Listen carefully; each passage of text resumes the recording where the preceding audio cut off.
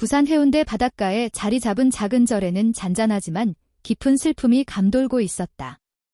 늦가을의 바람은 바다에서 불어와 차갑게 뺨을 스치고 멀리서 들려오는 파도 소리는 마치 고인의 영혼을 위로하듯 끊임없이 밀려왔다.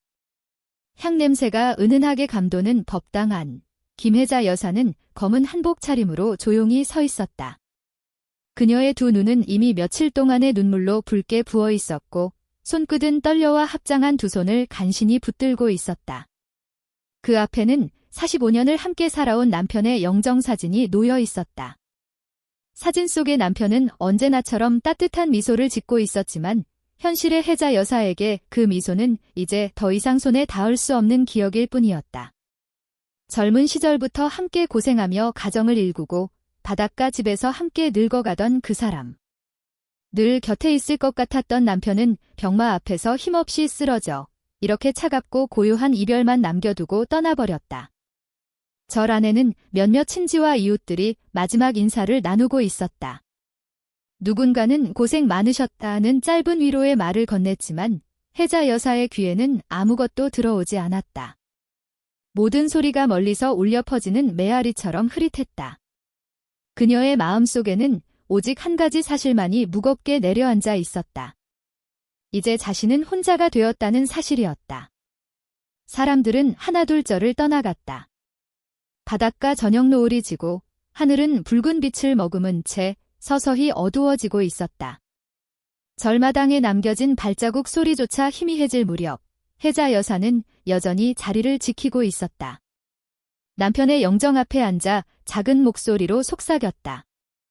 여보, 이제 나는 어떻게 해야 하나요? 그녀의 목소리는 파도 소리에 섞여 인해 사라졌다. 남편과 함께한 지난 45년의 시간들이 한꺼번에 머릿속을 스쳐 지나갔다. 새벽마다 일어나 장을 보러 가던 날들, 바닷가 집의 작은 거실에서 함께 웃던 순간들, 아들의 입학식에 나란히 서서 사진을 찍던 기억까지.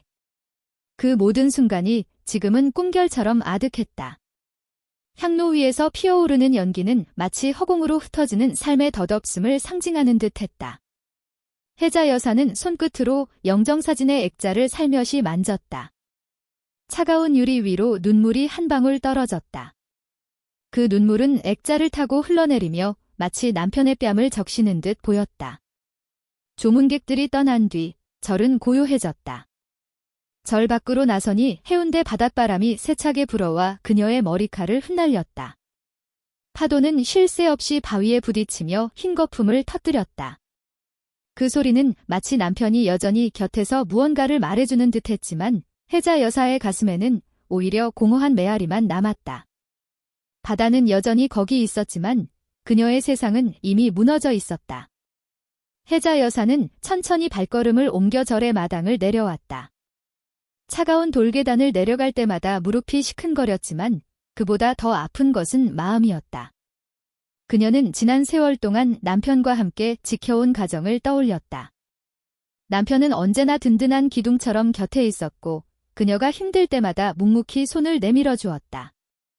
그러나 이제 그 손은 더 이상 잡을 수 없었다. 세월이 남긴 것은 오직 빈자리와 깊은 그리움뿐이었다. 당신 없이는 하루도 버티기 힘들 것 같아요. 그녀는 혼잣말을 하며 바다를 바라보았다.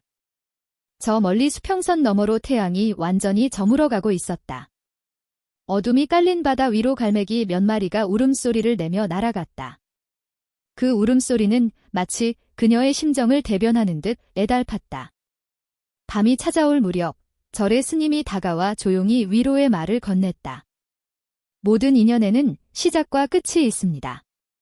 하지만 그 끝은 또 다른 시작이 되기도 하지요. 혜자 여사는 고개를 끄덕였지만 그 말이 마음 깊숙이 와닿지는 않았다. 그녀에게는 아직 새로운 시작보다 끝이라는 현실이 너무도 선명했기 때문이다. 다시 법당 안으로 들어온 그녀는 마지막으로 영정 앞에 무릎을 꿇었다.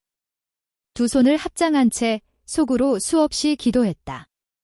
남편이 평안하기를, 그리고 자신이 이 고통을 견뎌낼 힘을 얻기를. 그러나 기도가 끝날 무렵 마음속에는 오히려 더욱 큰 공허함이 밀려왔다. 이제 집으로 돌아가야 하지만 그 집에는 남편이 없다. 빈집에서 홀로 맞이해야 할 밤이 그녀를 기다리고 있었다. 결국 혜자 여사는 무거운 발걸음을 떼어 절을 나섰다.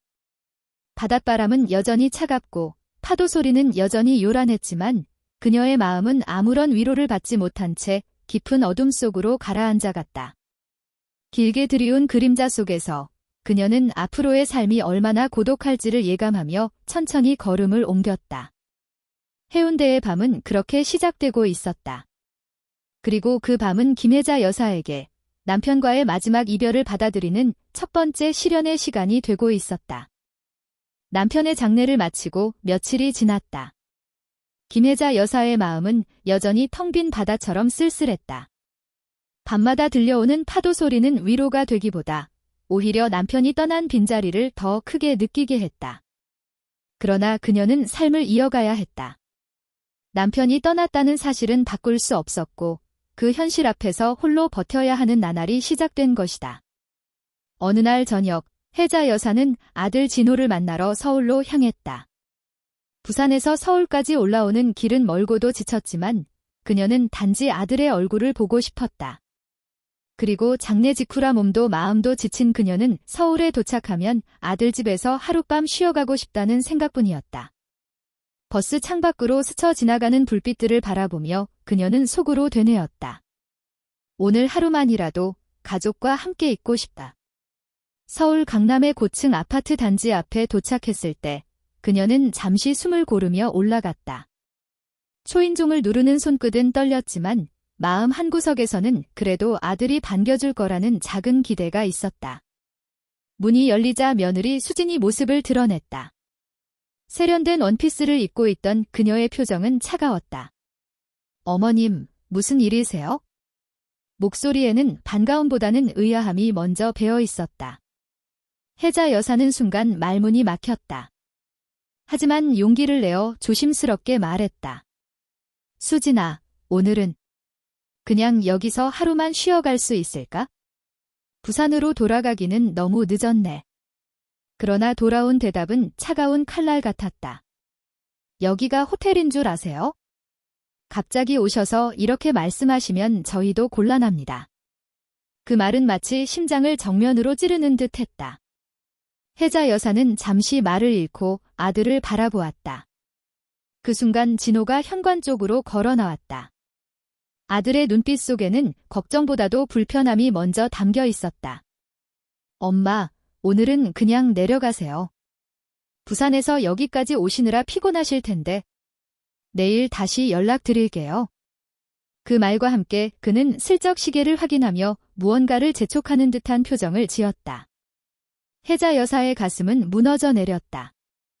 아들 집에 단 하루 머무르는 것도 허락되지 않는 현실이 너무나도 낯설고 서러웠다. 젊은 시절, 새벽마다 시장에 나가 생선을 팔고 온몸이 비린내로 젖어도 오직 아들을 위해 살아왔던 날들이 스쳐 지나갔다. 그 아들이 이제는 차갑게 등을 돌리고 있었다. 알겠다. 엄마 괜히 왔네. 그녀는 힘겹게 미소를 지어 보이며 발걸음을 돌렸다. 현관문이 닫히는 소리가 등 뒤에서 들려올 때 그 소리는 파도보다도 더 냉정하게 그녀의 마음을 후벼 팠다. 아파트 단지를 빠져나오자 밤 공기가 차갑게 몰려왔다. 서울의 불빛은 화려했지만 그 속에서 그녀는 더욱 외로워졌다. 버스 정류장에 앉아 다음 차를 기다리며 그녀는 깊은 한숨을 내쉬었다. 손에는 여전히 장례식장에서 받아온 위패가 담긴 작은 가방이 들려 있었다. 그것은 남편이 남긴 마지막 흔적이었고 그녀의 외로움을 더욱 크게 드러내는 증거였다. 여보, 나 정말 혼자인가 봐요. 그녀는 마음속으로 그렇게 중얼거렸다. 버스에 몸을 싣고 다시 부산으로 내려가는 길, 차창 밖의 풍경은 어둠 속에 묻혀 있었다. 그녀의 눈에는 어느새 눈물이 고였다. 도시의 불빛은 점점 멀어지고 차 안의 조명은 흐릿하게 번졌다. 그 속에서 그녀는 자신이 더 이상 아들의 삶 속에서 자리를 찾지 못한다는 사실을 뼈저리게 느꼈다. 부산에 도착했을 때는 이미 자정이 가까워지고 있었다. 택시를 타고 바닷가 집 앞에 내린 순간 차가운 바람이 얼굴을 때렸다. 그녀는 힘없이 문을 열고 거실 소파에 앉았다. 텅 빈 집안에서 파도 소리만이 들려왔다. 벽에 걸린 가족사진 속에는 웃고 있는 남편과 어린 시절의 아들이 있었다. 하지만 그 따뜻했던 시간은 이제 어디에도 없었다. 그날 밤, 혜자 여사는 오래도록 잠들지 못했다. 눈을 감으면 아들의 무심한 얼굴이 떠올랐고 며느리의 차가운 목소리가 귓가를 맴돌았다. 여기가 호텔인 줄 아세요? 그 말은 칼처럼 날카롭게 그녀의 가슴을 찔러댔다. 수십 년을 아들에게 바쳤던 자신의 삶이 헛것처럼 느껴졌다. 새벽녘, 바다 위로 어스름한 빛이 번져올 때까지 그녀는 그저 멍하니 파도 소리를 들었다. 삶이 이렇게 잔인하게 돌아설 줄 그 누구도 예상하지 못했을 것이다. 하지만 그녀는 이미 알았다. 남편을 잃은 슬픔보다 더 큰 고통은 바로 살아있는 가족에게서 외면당하는 것이라는 사실을. 부산 해운대 바닷가에 자리한 작은 집 김혜자 여사가 문을 열고 들어서는 순간 오래된 나무 문이 삐걱 소리를 냈다. 현관 안으로 들어오자마자 싸늘한 공기가 온몸을 감쌌다. 불을 켜자 집안은 환해졌지만 그 빛조차 따뜻하지 않았다. 마치 오랫동안 비워둔 듯 집은 이미 주인의 발걸음을 잃어버린 공간처럼 느껴졌다. 거실에 들어서자 가장 먼저 눈에 들어온 것은 벽에 걸린 가족 사진이었다. 젊은 시절의 자신과 남편, 그리고 아직 초등학교에 다니던 아들 진호가 함께 웃고 있었다. 사진 속의 웃음은 환했지만 지금의 현실은 그 웃음을 무색하게 만들 만큼 공허했다. 혜자 여사는 천천히 소파에 몸을 기댔다. 한때는 온 가족이 함께 앉아 저녁을 먹고 텔레비전을 보며 웃곤 하던 자리였다. 이제는 오직 그녀 혼자만의 자리가 되어버렸다. 창문 너머로는 파도가 부서지는 소리가 끊임없이 들려왔다.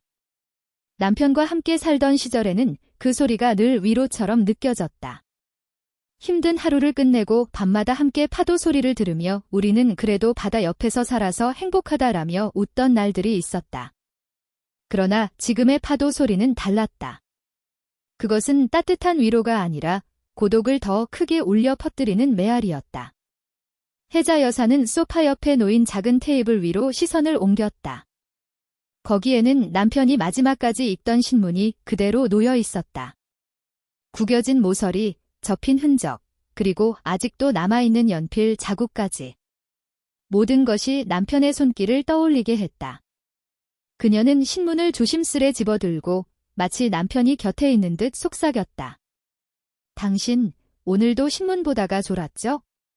늘 그러더니. 목소리는 떨렸고 눈가에는 다시 눈물이 차올랐다. 방 안 곳곳에는 아직도 남편의 흔적이 남아있었다. 침실 문을 열면 그가 쓰던 안경이 탁자 위에 놓여 있었고 옷장에는 입지 못한 옷들이 그대로 걸려 있었다. 혜자 여사는 옷장 문을 열고 남편의 양복 자락을 손끝으로 어루만졌다. 옷감에 남아있는 은은한 냄새가 그녀의 코끝을 스쳤다. 그 순간 더 이상 억누를 수 없는 눈물이 쏟아졌다. 그녀는 옷장 앞에 무릎을 꿇고 흐느끼며 말했다. 왜 이렇게 빨리 떠났어? 나 혼자 남겨두고. 한참을 울고 난 뒤에도 집은 여전히 적막했다. 텔레비전을 켜보았지만 화면 속 인물들의 웃음소리는 공허하게만 느껴졌다. 결국 다시 꺼버리고 말았다. 집안은 다시 고요해졌고 파도 소리만이 규칙적으로 들려왔다. 식탁 위에는 지난 장례 기간 동안 준비했던 음식이 조금 남아있었다. 혜자 여사는 그릇을 치우며 문득 생각했다. 예전 같으면 남편이 저보 고생했어 하며 설거지를 거들었을 텐데. 하지만 이제는 그 모든 일이 혼자에게만 남겨져 있었다. 설거지하는 물소리조차 집안의 적막함을 더욱 크게 울렸다. 밤이 깊어갈수록 집안은 더욱 차갑게 느껴졌다. 방마다 불을 켜두어도 그 불빛은 따뜻하지 않았다. 오히려 빈방의 허전함만 더 뚜렷하게 드러날 뿐이었다. 침대에 누워도 잠은 오지 않았다. 남편의 빈자리가 옆에 그대로 남아있었고 그 빈자리는 그녀의 가슴을 계속 짓눌렀다. 그녀는 뒤척이다가 결국 일어나 거실로 나왔다. 창문을 열자 바닷바람이 세차게 밀려 들어왔다. 바람은 차가웠지만 그녀는 오히려 그 차가움 속에서 남편의 흔적을 느끼고 싶었다. 바닷가 집은 두 사람의 삶과 추억이 켜켜이 쌓여 있는 공간이었다. 아들의 어린 시절, 첫 자전거를 타고 마당을 돌던 모습, 남편과 함께 바다를 바라보며 웃던 기억들. 모든 것이 이 집에 남아 있었다. 그러나 지금 이 공간은 그녀를 더욱 외롭게 만들었다. 기억은 따뜻했지만 현실은 차가웠다. 아들은 멀리 떨어져 있고 며느리와의 사이는 더욱 멀어졌다. 남편마저 세상을 떠나자 바닷가 집은 더 이상 보금자리가 아니라 고독의 감옥처럼 변해버린 듯했다. 나는 이제 어디에 있어야 하지? 그녀는 조용히 중얼거렸다. 그 마른 벽에 부딪혀 메아리 쳤고 다시 그녀에게로 돌아왔다. 답은 없었다. 오직 파도 소리만이 집안을 가득 메웠다. 그날 밤 혜자 여사는 긴 의자에 앉아 끝내 잠들지 못했다. 파도는 쉼없이 밀려왔고 집안의 공허함은 더욱 깊어졌다. 그녀는 마치 이 세상에서 점점 지워져가는 사람처럼 느껴졌다. 과거의 웃음과 따뜻한 기억은 더 이상 그녀를 지켜주지 못했다. 오직 지금의 공허함만이 그녀와 함께 있었다.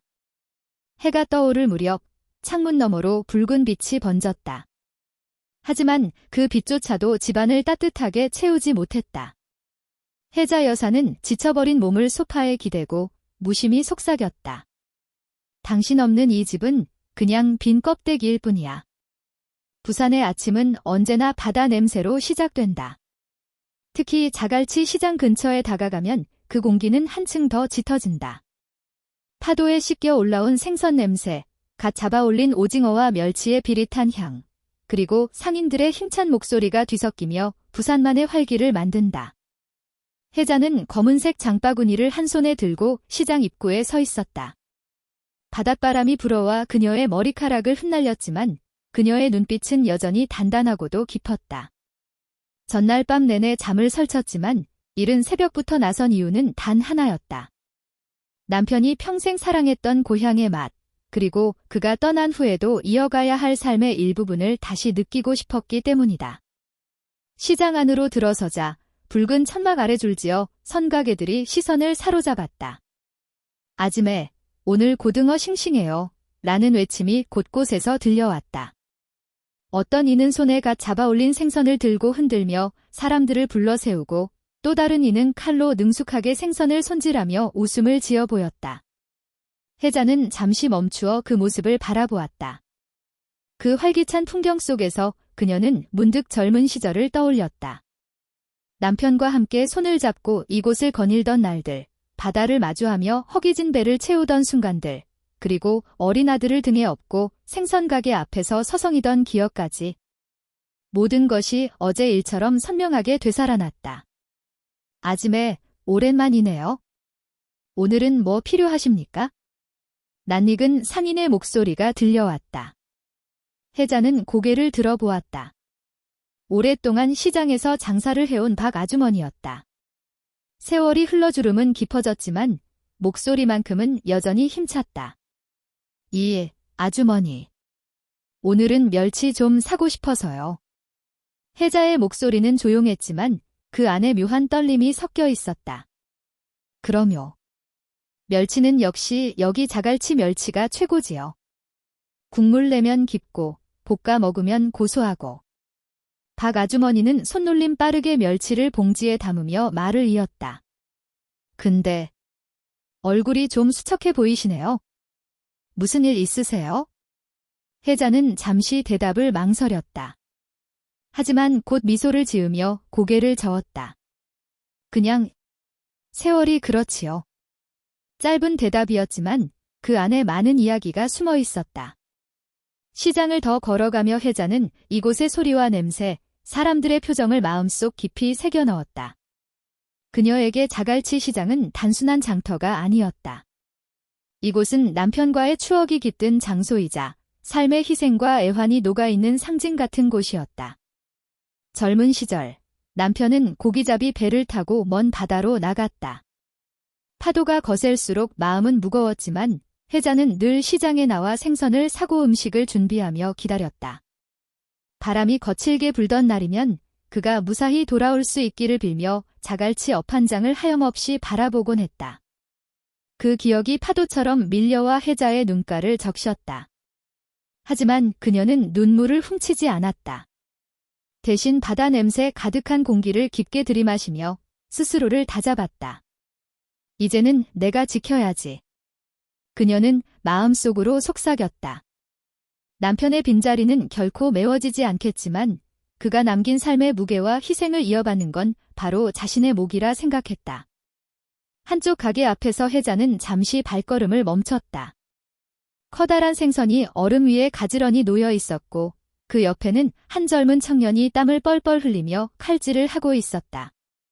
그의 손에는 굳은 살이 가득했고 눈빛에는 간절함이 어려 있었다.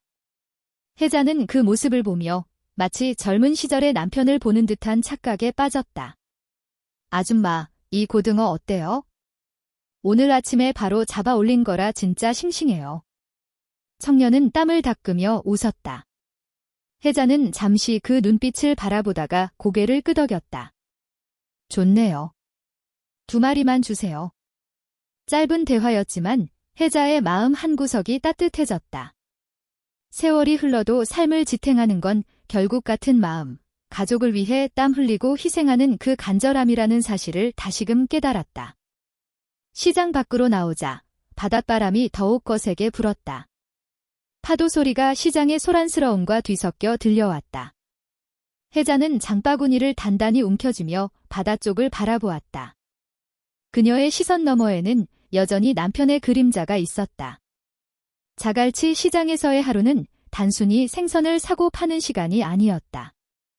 그것은 기억을 불러내는 의식이자 잊히지 않을 희생을 되새기는 여정이었다.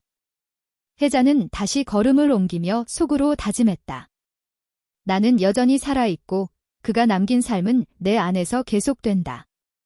그리고 그 다짐은 바닷바람에 실려 멀리 수평선 너머로 흩어졌다. 집으로 돌아오는 길, 혜자는 장바구니를 꼭 쥔 채 천천히 발걸음을 옮겼다. 자갈치 시장의 활기찬 소리가 점점 멀어지고 대신 파도 부딪히는 소리가 귀에 선명하게 들어왔다. 바닷바람은 여전히 거칠었지만 그 속에 묘한 위로가 담겨 있는 듯했다. 골목을 지나 집에 도착하자 낡은 현관문이 삐걱 소리를 내며 열렸다. 오래된 집안은 고요했고 바닷바람이 따라 들어오자 방 안가득 비릿한 향이 섞여 퍼졌다. 혜자는 장바구니를 부엌에 내려놓고 잠시 숨을 고르듯 의자에 앉았다. 조용한 부엌 한쪽에는 남편이 쓰던 낡은 조리도구들이 여전히 자리를 지키고 있었다.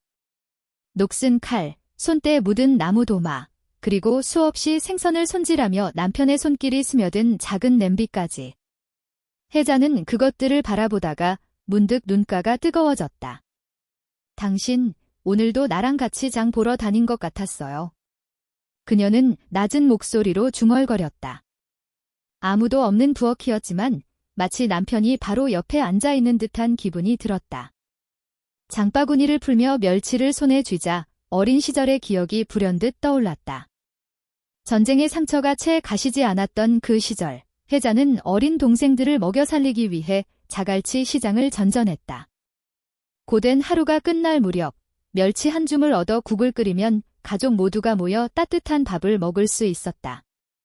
그것은 가난 속에서도 느낄 수 있었던 유일한 행복이었다. 그때도, 지금도, 결국 지켜야 하는 건 가족이었지? 혜자는 속으로 그렇게 되뇌었다. 그리고 남편 역시 평생 같은 마음으로 살았음을 떠올렸다.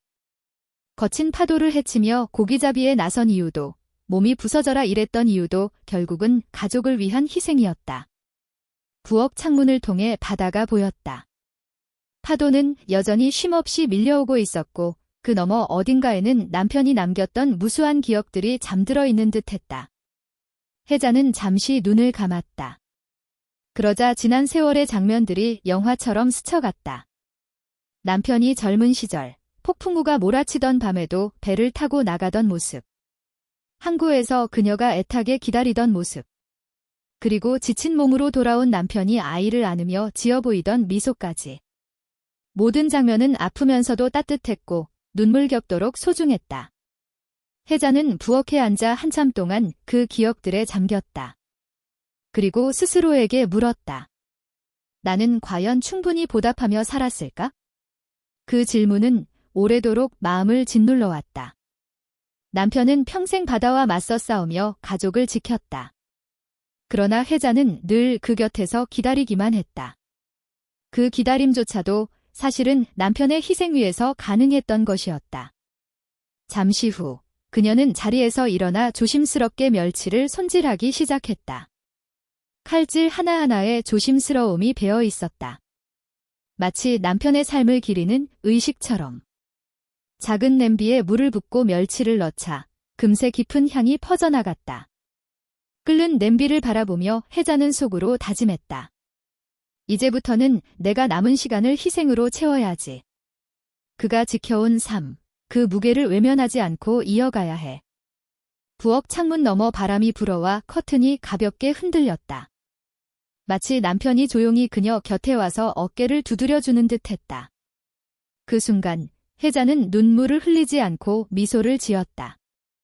저녁 무렵 멸치 국물로 끓인 따뜻한 국이 상위에 올려졌다. 혜자는 홀로 식탁에 앉아 수저를 들었다. 빈자리가 크게 느껴졌지만 그 빈자리는 더 이상 고통만을 남기지 않았다. 오히려 그 안에는 기억과 희생이 남긴 깊은 의미가 담겨 있었다. 수저를 들며 그녀는 조용히 속삭였다. 당신, 오늘도 같이 먹는 거죠? 나 혼자지만 결코 혼자가 아니에요. 그 목소리는 부드럽게 부엌 안을 채웠고 바닷바람에 실려 멀리 퍼져나갔다. 마치 바다 건너 어딘가에서 남편에게 전해지는 듯 했다. 그날 밤, 혜자는 오랜만에 깊은 잠에 빠졌다. 꿈속에서 그녀는 젊은 시절의 남편과 다시 자갈치 시장을 걸었다. 그곳에는 여전히 활기가 넘쳤고 그들의 웃음소리가 바닷바람에 섞여 울려 퍼졌다. 그리고 깨어난 아침, 혜자는 비로소 알았다. 기억은 사라지지 않고 희생은 결코 헛되지 않는다는 것을. 그녀는 다시 삶을 이어갈 힘을 얻었다. 저녁 식사를 마친 후 혜자는 조용히 거실로 나왔다. 집안은 적막했고 파도 소리만이 벽을 타고 흘러들어왔다. 낡은 서랍장을 열자 그 속에는 오래된 사진첩이 가지런히 놓여 있었다. 표지가 닳아 글씨가 희미해진 사진첩을 꺼내 무릎 위에 올리자 먼지가 살짝 일어나 공기 중에 흩날렸다. 첫 장을 펼쳤을 때 어린 시절의 진호가 환하게 웃으며 카메라를 향해 두 팔을 벌린 사진이 나타났다. 바닷가에서 모래성을 쌓던 작은 손, 유치원 운동회에서 뛰어다니던 모습, 그리고 초등학교 입학식 날 새 교복을 입고 어색하게 서 있던 얼굴까지. 사진 속 진호는 언제나 천마라는 이름만 불러도 행복하게 웃던 아이였다. 그때는 나만 있으면 되는 아이였는데. 혜자는 속삭이며 사진 위를 손가락으로 천천히 쓸었다. 작은 얼굴 위를 따라가던 손끝이 떨렸고 눈가에는 금세 눈물이 맺혔다. 페이지를 넘길수록 사진 속의 진호는 점점 자라났다. 중학교, 고등학교, 그리고 대학 시절. 웃음이 줄어들고 사진 속 눈빛은 점점 바빠지고 멀어졌다. 친구들과 찍은 사진이 늘어나면서 어머니와 함께한 사진은 점점 줄어들었다. 혜자는 깊은 한숨을 내쉬었다. 언제부터였을까? 언제부터 너와 나 사이에 이 거리가 생긴 걸까? 사진첩의 한가운데에는 결혼식 사진이 있었다. 화려한 드레스를 입은 수진과 단정한 턱시도를 입은 진호가 환하게 웃고 있었다. 그러나 사진 구석에 서 있는 자신의 모습은 어딘지 모르게 어색하고 작아 보였다. 그 순간 얼마 전 며느리가 내뱉었던 차가운 한마디가 다시 귓가에 울려 퍼졌다. 어머니, 여기가 호텔인 줄 아세요? 그 말은 날카로운 칼날처럼 가슴을 찔렀다. 단순한 말 한마디일 뿐이었지만 그 속에는 명확한 선이 그어져 있었다. 여기는 당신이 머물 곳이 아니다. 당신은 손님일 뿐이다. 혜자는 사진첩을 덮고 두 손으로 얼굴을 감쌌다. 눈물이 손가락 사이로 흘러내렸다. 내가 뭘 그렇게 잘못했을까? 평생을 바쳐 키운 아들이었는데. 45년 동안 그녀는 단 한순간도 자기 자신을 위해 살지 않았다. 새벽마다 생선 비린내에 절어가며 일했고 손끝은 늘 갈라져 피가 났다. 그래도 웃을 수 있었던 건 오직 아들의 웃음 덕분이었다. 그런데 지금 아들은 멀어져 있었고 며느리는 차갑게 선을 긋고 있었다. 그녀는 잠시 창밖을 바라보았다. 어둠 속에서도 파도는 쉼없이 부서지고 있었다. 그러나 그 파도는 이제 더 이상 위로가 되지 않았다. 오히려 고독을 더욱 선명하게 비추는 거울 같았다. 내가 왜 이렇게 외로운 걸까? 속으로 중얼거리던 혜자는 문득 남편의 부재를 다시 한번 절실히 느꼈다. 그가 있었다면 이렇게 혼자가 되지는 않았을 것이다. 함께 앉아 사진첩을 넘기며 추억을 이야기했을 것이다. 그러나 지금은 아무도 없었다. 사진첩을 다시 펼친 그녀는 어린 진호가 두 팔을 벌리며 달려오는 사진 앞에서 멈췄다. 그때의 목소리가 귓가에서 울리는 듯했다. 엄마. 짧고 단순한 그 한마디.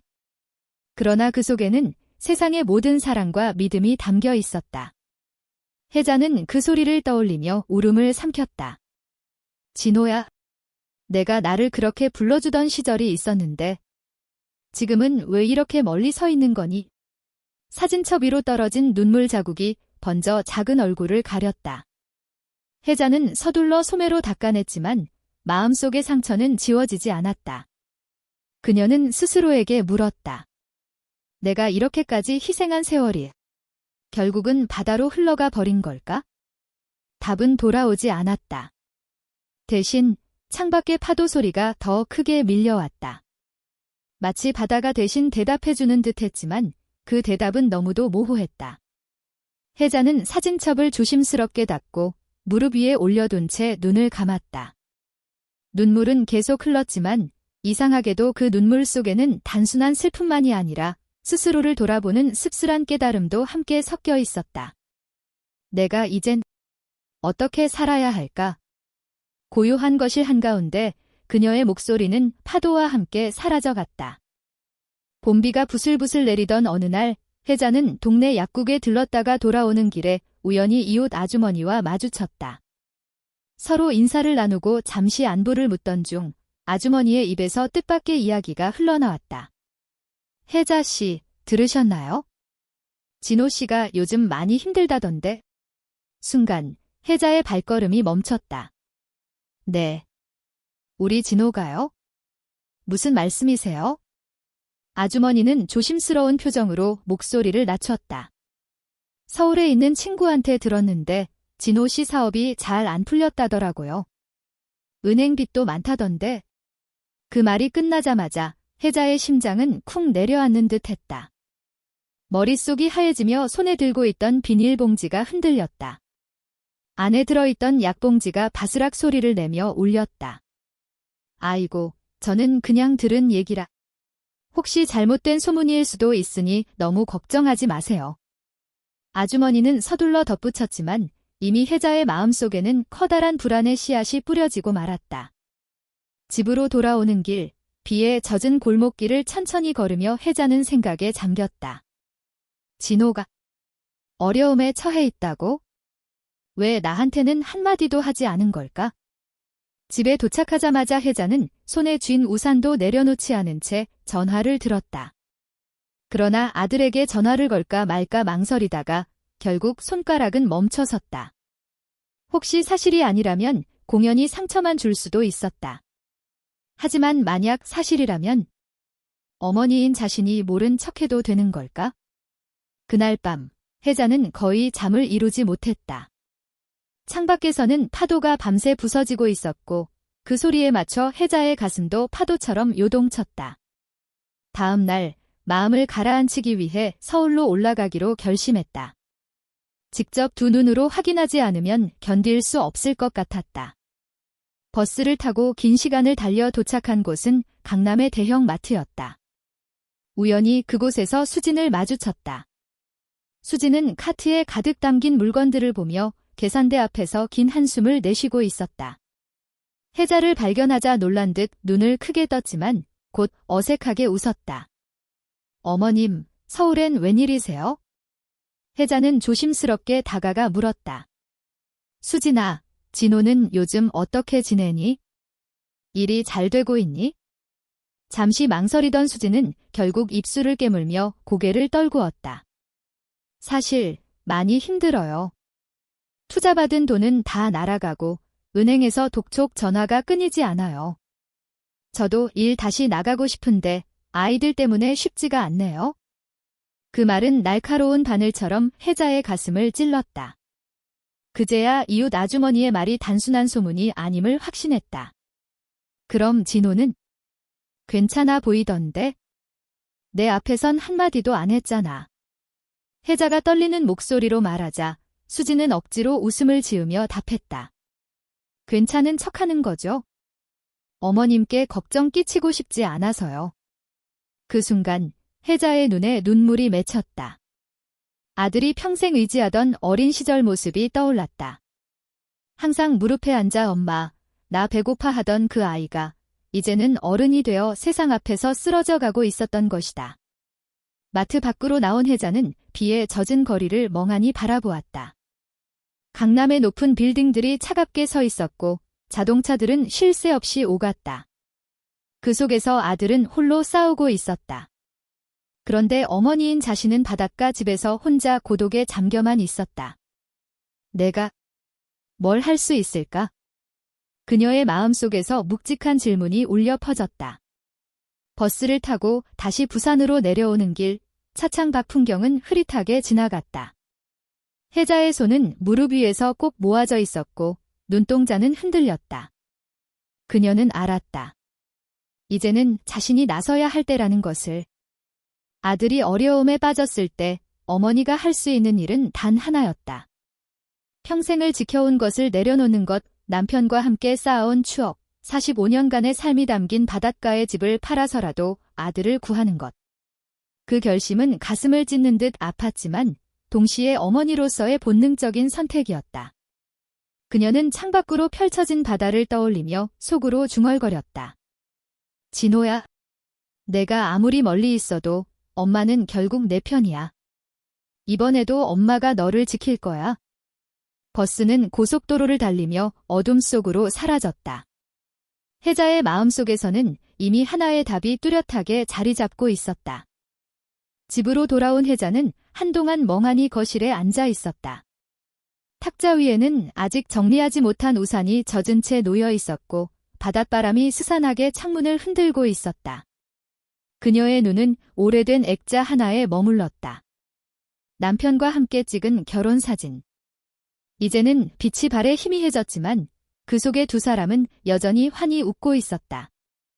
혜자는 손가락 끝으로 액자를 쓰다듬으며 속으로 중얼거렸다. 여보, 우리 아들이 힘들대. 어떻게 해야 할까? 내가 가진 건 이 집뿐이야. 그러나 그 순간 그녀의 가슴 속에서는 묵직한 통증이 밀려왔다.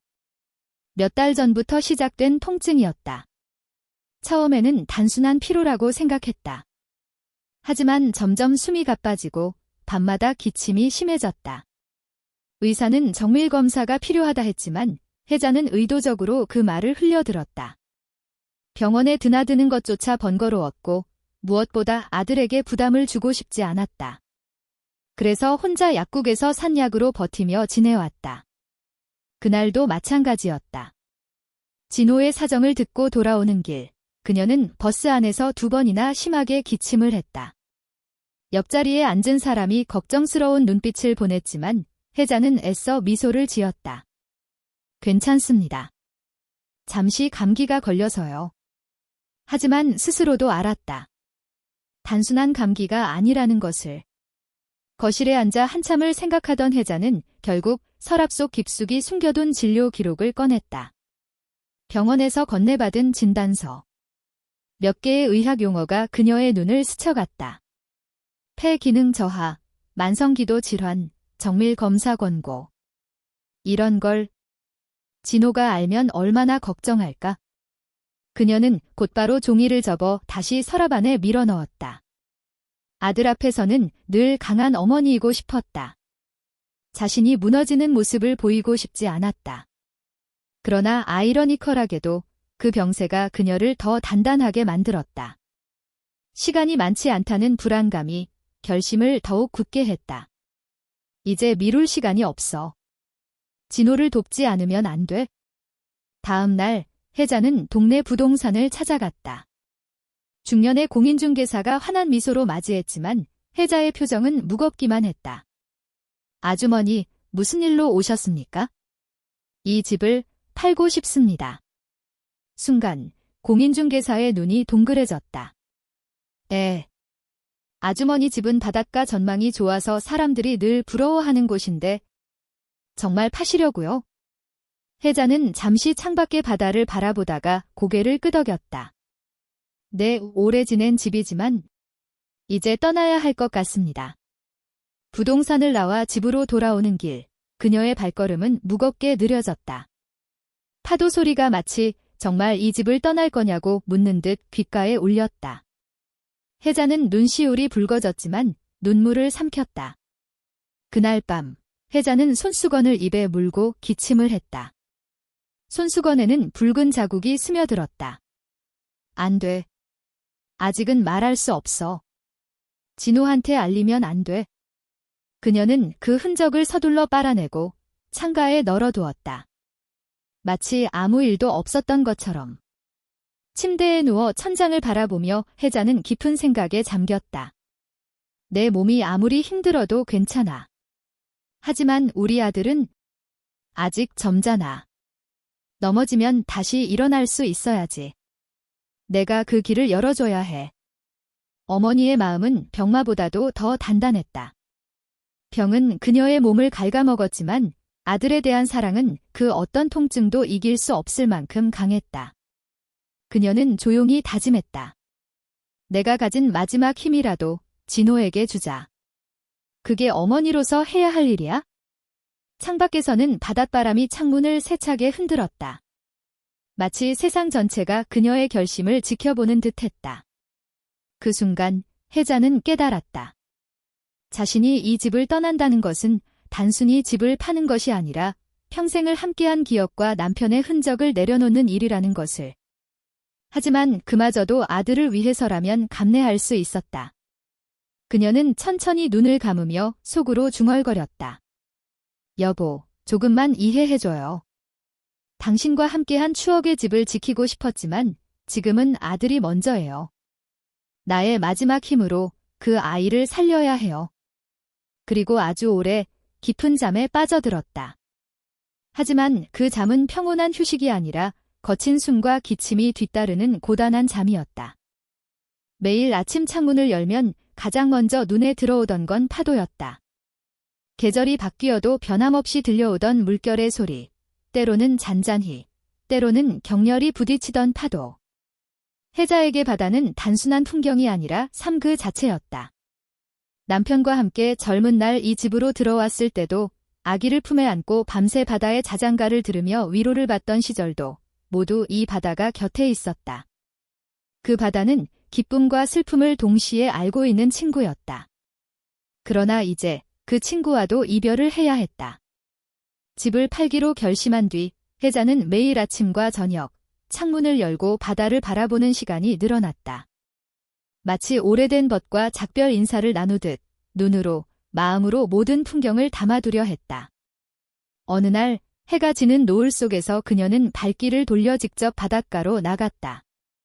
자갈 위로 파도가 부서지며 흰 거품이 튀었고 갈매기들이 멀리서 울며 날아다녔다. 혜자는 깊게 숨을 들이마셨다.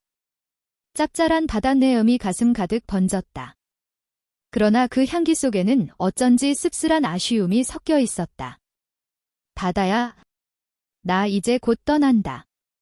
그녀의 목소리는 바람에 섞여 흩날렸다. 누구에게 들려주려는 말도 아니었지만 파도는 마치 대답하듯 철썩 소리를 냈다. 혜자는 바다를 향해 천천히 걸어갔다. 파도가 발끝을 적실 때마다 그녀는 오래된 기억들을 하나씩 떠올렸다.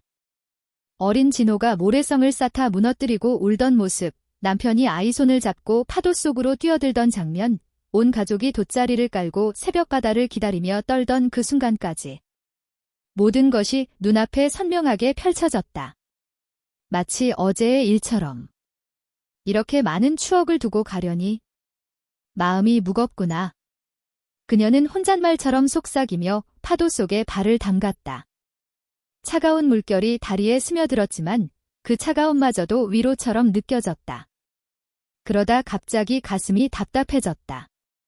그녀는 본능적으로 가슴팍을 움켜쥐고 한참을 숨을 고르며 바다를 바라봤다.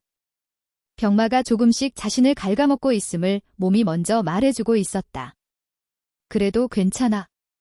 아직은 버틸 수 있어. 그녀는 억지로 웃음을 지으며 파도에 손을 담갔다. 그리고 손바닥에 스치는 물결을 바라보며 속으로 기도했다. 부디 우리 아들을 지켜줘. 내가 없어도 이 바다가 대신 지켜주기를. 그날 밤, 혜자는 바다를 배경으로 한 낡은 사진첩을 꺼냈다. 앨범 속에는 아이가 뛰놀던 모습, 남편이 물고기를 잡아 올리며 활짝 웃던 모습이 가득했다. 사진마다 파도가 배경처럼 자리 잡고 있었다. 그녀는 사진 한 장, 한 장을 쓰다듬으며 속으로 말했다. 이젠 이 추억들만 안고 가야겠구나. 하지만 충분해. 추억은 어디서든 나와 함께하니까. 다음 날, 혜자는 집안을 정리하기 시작했다. 바닷가에서 주워온 조개 껍데기, 아이가 어릴 적 주워온 작은 돌멩이, 남편이 직접 만든 낚싯대까지. 손에 닿는 모든 물건마다 이야기가 있었다. 하지만 그녀는 과감히 상자에 담아냈다. 미련을 버리려는 듯 하나하나의 인사를 건네며 정리했다. 고마웠어. 이제는 안녕이야.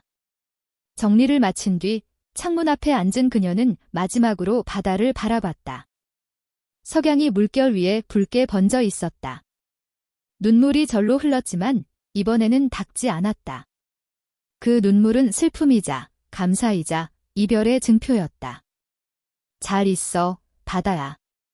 내가 있어 내가 버틸 수 있었어. 이젠 진호를 위해 떠난다. 그녀의 속삭임은 조용했지만 파도는 여전히 끊임없이 밀려오며 그녀의 결심을 축복하듯 울렸다. 그날 이후 혜자는 매일 창문을 열 때마다 바다를 마지막처럼 바라보았다. 그리고 마음속으로 다시 다짐했다. 내가 가진 모든 것을 내려놓아도 아들만은 지켜내겠다. 그 다짐은 그녀의 병마보다 더 강했고 바다와의 이별보다 더 무거웠다. 그러나 혜자는 웃을 수 있었다. 왜냐하면 그 선택이 어머니로서 할 수 있는 가장 큰 사랑이었기 때문이다. 서울의 늦은 밤, 진호는 사무실에서 홀로 컴퓨터 화면을 바라보고 있었다. 파산 위기에 몰린 회사의 자료들을 정리하다가 그는 잠시 머리를 식히려 휴대폰을 들여다봤다. 그런데 무심코 켜둔 부동산 앱의 낯익은 주소가 눈에 들어왔다. 해운대 동 125번지? 진호의 눈이 커졌다. 그것은 다름 아닌 어머니의 집 주소였다. 매물 목록 속 사진을 누르자 익숙한 푸른 지붕과 바다를 향해 난 창문이 화면 가득 펼쳐졌다. 매매 금매라는 붉은 글자가 선명하게 떠 있었다. 순간 진호의 심장은 거세게 뛰기 시작했다. 어머니가 집을 내놓으셨다고? 믿을 수 없는 현실이었다. 아버지와 함께 평생을 살아온 그 집, 어린 시절의 모든 추억이 담긴 그 집을 어머니가 아무 말 없이 내놓았다는 사실이 진호의 가슴을 철렁 내려앉게 했다. 그는 손이 떨려 휴대폰을 떨어뜨릴 뻔했다. 화면 속 가격 표시는 현실감을 더했다. 집은 생각보다 높은 금액에 올라와 있었고 설명에는 주인 금매, 사정상 빠른 매매 원함이라는 문구가 적혀 있었다. 사정상이라니. 도대체 무슨 사정이야? 진호는 속으로 중얼거리며 자리에서 벌떡 일어났다. 머릿속은 복잡했고 눈앞이 흐려졌다. 그는 도저히 앉아있을 수 없었다. 곧바로 짐을 챙겨 사무실을 나섰다. 심야버스와 택시를 번갈아 타며 부산으로 향했다. 창밖으로 스쳐가는 불빛을 보며 그는 수없이 되뇌었다. 왜 어머니는 말씀 안 하셨을까? 왜 나 몰래 이런 결정을... 부산에 도착했을 때는 이미 새벽녘이었다. 해운대 바다는 아직 어둠 속에 잠겨 있었고 어머니의 집 불빛만이 희미하게 새어나오고 있었다. 진호는 숨을 고르며 현관문을 열었다. 거실 불은 켜져 있었고 혜자는 소파에 앉아 서류를 들여다보고 있었다. 그 앞에는 부동산 계약서 초안과 은행 통장 사본이 흩어져 있었다. 어머니. 진호의 목소리는 떨리고 있었다. 깜짝 놀라 고개를 든 혜자의 눈빛에는 순간적인 당황이 스쳤다. 하지만 곧 차분히 미소 지으며 아들을 바라봤다. 진호야. 웬일이니, 이렇게 새벽에. 진호는 더 이상 참을 수 없었다. 손에 쥔 휴대폰을 던지듯 테이블 위에 내려놓았다. 화면에는 여전히 매물 등록이 떠 있었다. 이게 뭐예요? 왜 집을 팔겠다는 거예요? 왜 나한테 한마디도 안 하셨어요? 혜자의 손끝이 잠시 떨렸다. 그러나 그녀는 곧 시선을 피하며 낮은 목소리로 답했다. 너 요즘 힘들잖니? 회사 일도, 빚도. 엄마가 조금이라도 보탬이 되고 싶어서. 보탬. 진호의 목소리가 거칠게 튀어나왔다. 어머니가 평생 지켜온 집이에요. 아버지랑의 추억이 다 담겨 있는 집이에요. 그런데 그걸 팔아서 제 빚을 막겠다고요? 저는 그런 거 원하지 않아요. 그의 눈에는 분노와 함께 눈물이 맺혔다. 그동안 외면해왔던 어머니의 고독과 희생이 한순간에 몰려오면서 죄책감이 목을 조여왔다. 진호야. 혜자는 아들의 손을 붙잡으려 했지만 그는 몸을 뒤로 젖혔다. 왜 항상 혼자 감당하려고 하세요? 저한테 말 한마디만 했어도 제가 방법을 찾아볼 수 있었잖아요. 그런데 왜 또 혼자서 모든 걸 짊어지려 하세요? 혜자의 눈가도 젖어들었다. 그녀는 한참을 침묵하다가 겨우 입을 열었다. 엄마는 내가 힘들어하는 걸 보고만 있을 수 없었어. 내 아버지가 돌아가신 후 내가 지켜야 할 건 너뿐이야. 그게 내 삶의 이유였어. 그 말에 진호의 가슴이 무너져 내렸다. 자신이 얼마나 무심했는지, 얼마나 어머니를 외롭게 했는지가 한꺼번에 밀려왔다. 그러나 동시에 그는 절망했다. 어머니가 이미 깊은 결심을 했음을 느꼈기 때문이다. 안 돼요, 어머니. 전 절대 이 집을 팔게 둘 수 없어요. 차라리 제가 더 고생하면 되지, 어머니의 삶을 송두리째 없애면서까지 살고 싶지 않아요. 진호의 눈빛은 간절했고 목소리에는 절박함이 담겨 있었다. 거실을 가득 채운 건 파도 소리였다. 창문 너머 어둠 속에서 몰아치는 물결이 두 사람의 갈등을 증폭시키는 듯 울렸다. 혜자는 그 소리를 들으며 천천히 고개를 숙였다. 눈물이 뚝뚝 떨어져 서류 위에 번졌다. 그녀도 흔들리고 있었다. 하지만 아들을 지키고 싶은 마음은 여전히 강하게 자리 잡고 있었다. 그렇게 모자 사이의 갈등은 바다의 파도처럼 거세게 일렁이기 시작했다. 거실 공기는 무겁게 가라앉아 있었다. 테이블 위에는 부동산 계약서 초안과 은행 서류들이 여전히 널려 있었고 그 위에 떨어진 눈물 자국이 번져 있었다. 진호는 두 손을 머리에 얹은 채 거칠게 숨을 몰아쉬고 있었다. 어머니, 제발. 집을 팔지 말아요. 그건 아버지와의 기억이고 제 유년 시절이자 어머니 자신이에요. 그걸 버리는 건 곧 어머니 자신을 버리는 거예요. 진호의 목소리에는 절박함이 담겨 있었다. 그러나 혜자는 한동안 침묵만 지켰다. 파도 소리가 창문 너머에서 들려왔지만 그것조차 멀리서 메아리처럼 느껴졌다. 그리고 마침내 그녀는 떨리는 목소리로 말했다. 진호야, 사실은 엄마가 너한테 숨긴 게 있어? 진호는 순간적으로 눈을 들며 어머니를 바라봤다. 혜자의 눈빛은 흔들렸고 입술은 굳게 다물려 있었지만 이내 용기를 내어 말을 이었다.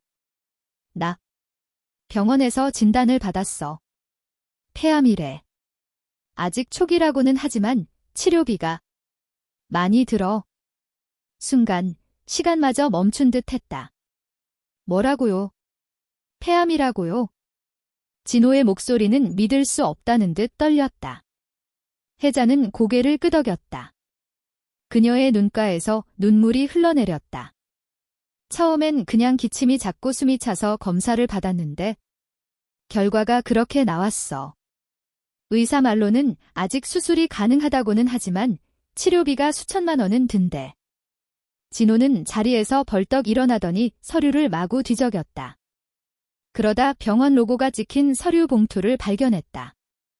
봉투 속에는 진단서 사본과 치료 계획서가 들어있었다. 그 종이 위에는 분명히 폐암, 초기 단계라는 글자가 선명하게 적혀 있었다. 어머니, 왜 이런 걸 저한테 숨겼어요? 진호는 종이를 움켜쥐고 외쳤다. 목소리는 분노와 절망, 그리고 죄책감이 뒤섞여 있었다. 혜자는 눈을 감고 고개를 숙였다. 너한테 차마 말할 수가 없었어. 내가 이미 힘들어하고 있는 걸 알기에 엄마 병까지 보태면 너는 더 무너질 것 같아서. 그래서 그냥 나 혼자 감당하려 했어. 그녀의 말은 잔잔했지만 가슴을 찌르는 힘이 있었다. 진호는 무너져 내리듯 소파에 주저앉았다. 손에 쥔 서류가 덜덜 떨렸고 눈에서는 눈물이 쏟아졌다. 어머니, 저는 어떤 아들이에요? 어머니가 이런 큰 병에 걸렸는데 그걸 저한테 숨길 만큼 제가 무심했나요? 저는 도대체 무슨 아들이에요? 그의 울음은 깊고도 격렬했다. 그동안 바쁘다는 이유로 자신의 삶에 치여서 어머니의 몸 상태를 살피지 못한 스스로가 한없이 부끄러웠다. 혜자는 그런 아들을 바라보며 손을 내밀어 그의 어깨를 감싸 안았다. 아니야, 진호야. 내 잘못이 아니야? 엄마가 선택한 거야? 엄마는 항상 내가 잘 되기를 바랐고, 그래서 내가 힘들어할 때는 차라리 내 몫을 더 짊어지고 싶었을 뿐이야. 그러나 진호는 눈물을 닦을 생각조차 하지 못했다. 그런데 왜 집을 팔려고 했어요? 그 집은 우리 가족의 전부인데, 치료비 때문에, 제 빚 때문에 그 소중한 집을 포기하려 하신 거예요? 혜자는 떨리는 목소리로 대답했다. 그래. 엄마는 내가 무너지지 않길 바랐어. 집을 팔면 내 빚도 어느 정도 갚을 수 있고 내 치료도 할 수 있어. 그러면 너는 새로운 시작을 할 수 있지 않을까 해서. 그게 엄마가 할 수 있는 마지막 사랑이라 생각했어. 그 말에 진호의 눈물이 다시금 터져나왔다. 어머니, 제발 그런 생각하지 마세요. 저는 돈이 없어도 성공하지 못해도 괜찮아요. 하지만 어머니를 잃는 건 절대 견딜 수 없어요. 집이 사라지는 것도 어머니가 아프신 것도 아무것도 버틸 수 없단 말이에요. 그는 무릎을 꿇고 어머니의 손을 꼭 잡았다. 손등 위로 뜨거운 눈물이 흘러내렸다. 혜자는 그런 아들을 바라보며 처음으로 흔들렸다. 마음 깊은 곳에서 이 아이를 더 이상 속이면 안 되겠다는 생각이 차올랐다. 진호야, 그녀는 부드럽게 아들의 머리를 쓰다듬으며 말했다. 엄마도 두려워. 솔직히 무섭고 외로워. 하지만 너를 보면 힘이 나. 그러니까 울지 말고 우리 같이 이겨내자. 내가 옆에 있으면 나는 뭐든 할 수 있을 것 같아. 진호는 흐느낌 속에서도 고개를 끄덕였다. 네, 어머니. 같이 싸워요. 제가 끝까지 지켜드릴게요. 절대 혼자 두지 않을 거예요. 그 순간 갈등 속에서 숨겨졌던 진실은 드러났고 모자는 서로의 눈물을 통해 다시 연결되었다. 하지만 그들의 마음이 겨우 맞닿은 이 순간에도 또 다른 그림자가 천천히 다가오고 있었다. 혜자와 진호가 진실을 마주하며 눈물을 나눈 그 밤, 집안에는 오랜만에 서로를 향한 온기가 스며들었다. 그러나 밖에서는 이미 또 다른 어둠이 움직이고 있었다. 다음 날 아침, 진호는 밤새 잠을 설친 얼굴로 집 근처 카페에 앉아 있었다. 눈앞에는 어머니가 보여준 부동산 계약서, 사본이 펼쳐져 있었다. 아무리 봐도 수상한 점이 눈에 들어왔다. 계약금이 너무 낮아. 시세보다 한참 미치잖아. 이건 말이 안 돼? 진호는 부동산 업계에 잠시 일했던 경험이 있었다. 그래서 시장 가격과 거래 조건에 대한 감각이 남아 있었다. 서류에는 집값의 절반밖에 안 되는 금액이 적혀 있었고 계약 조건도 집주인에게 일방적으로 불리했다. 그는 곧장 노트북을 열어 등기부 등본을 확인하고 시세 조회를 했다. 예상대로였다.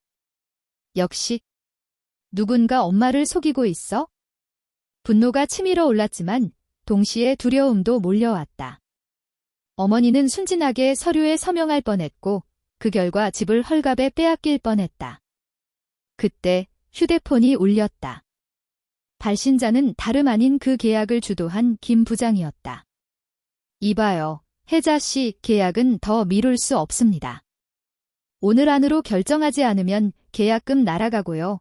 집값 더 떨어져도 책임 못 집니다. 아드님이 반대하는 건 알지만 지금이 마지막 기회예요. 진호는 전화를 스피커폰으로 바꾸며 차갑게 대답했다. 김 부장님, 제가 서류 다 확인해봤습니다.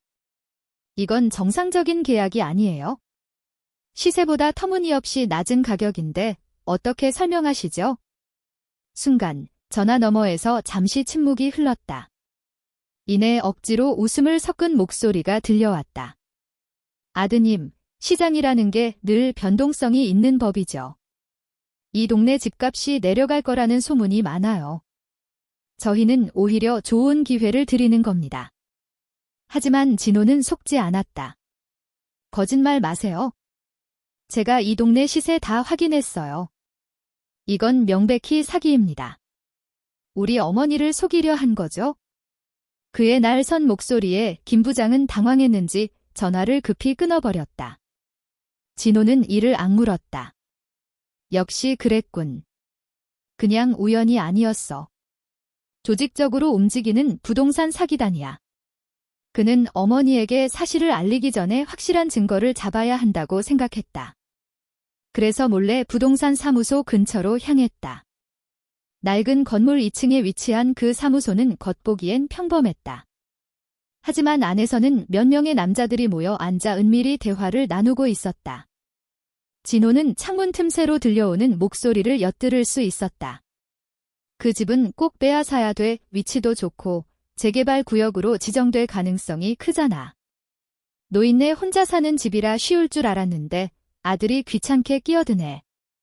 걱정 마, 이번 주 안으로 압박하면 무조건 넘어올 거야.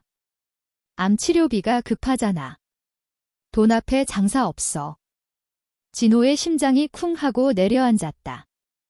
그들은 어머니의 병까지 이미 파악하고 있었던 것이다. 놈들, 처음부터 엄마를 노린 거였어. 분노로 손이 떨렸지만 동시에 싸늘한 공포가 밀려왔다. 이들은 단순한 개인이 아니라 조직적인 사기단이었다. 경찰에 바로 신고하고 싶었지만 증거가 더 필요했다. 진호는 핸드폰을 꺼내 그들의 대화를 녹음하기 시작했다. 하지만 그 순간 발자국 소리가 가까워졌다. 거기 누구야? 문이 벌컥 열리며 험상궂은 남자가 나왔다.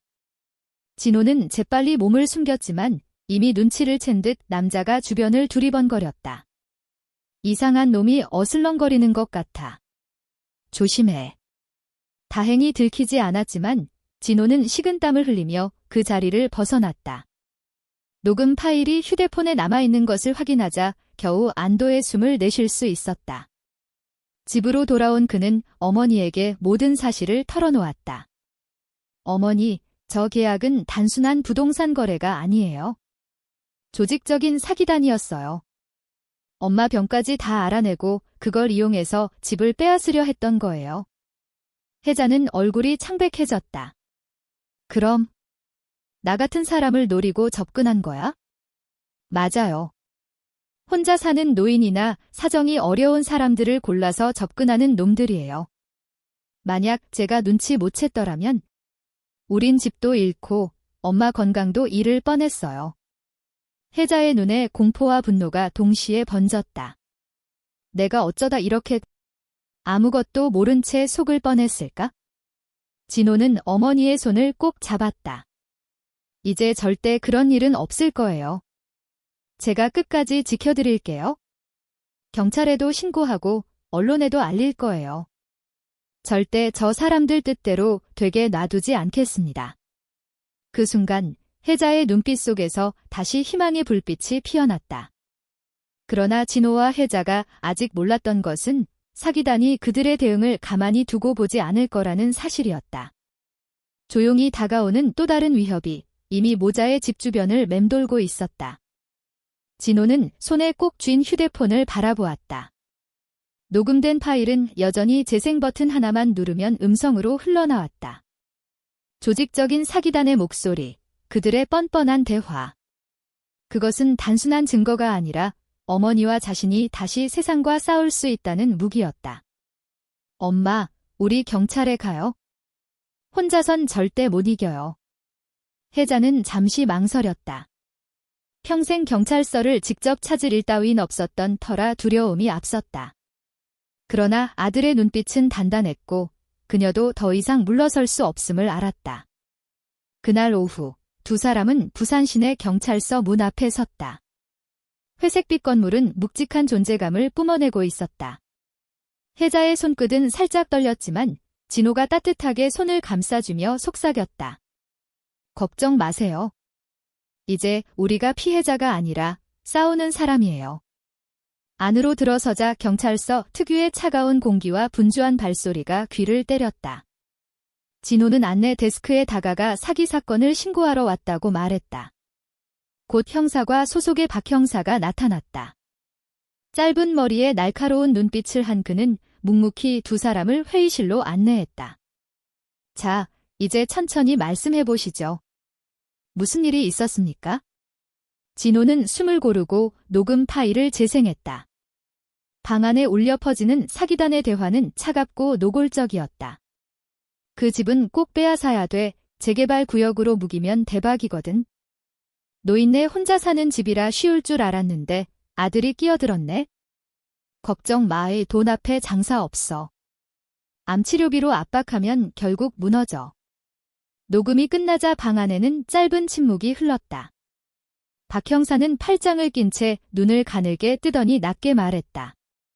이건 단순한 분쟁이 아니군요. 조직적인 부동산 사기단 맞습니다. 혜자의 눈가가 떨렸다. 그녀는 믿기 힘든 듯 물었다.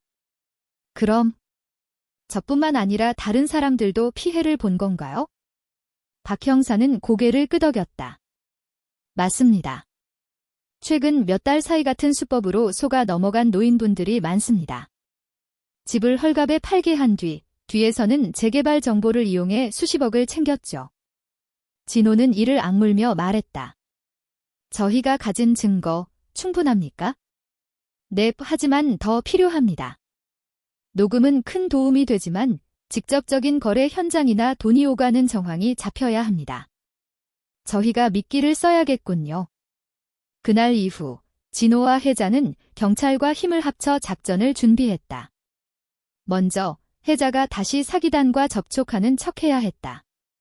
그녀는 속으로 불안했지만 아들과 형사들이 곁에 있다는 사실이 용기를 주었다. 내가 다시 그 사람들을 만나야 한다는 거죠?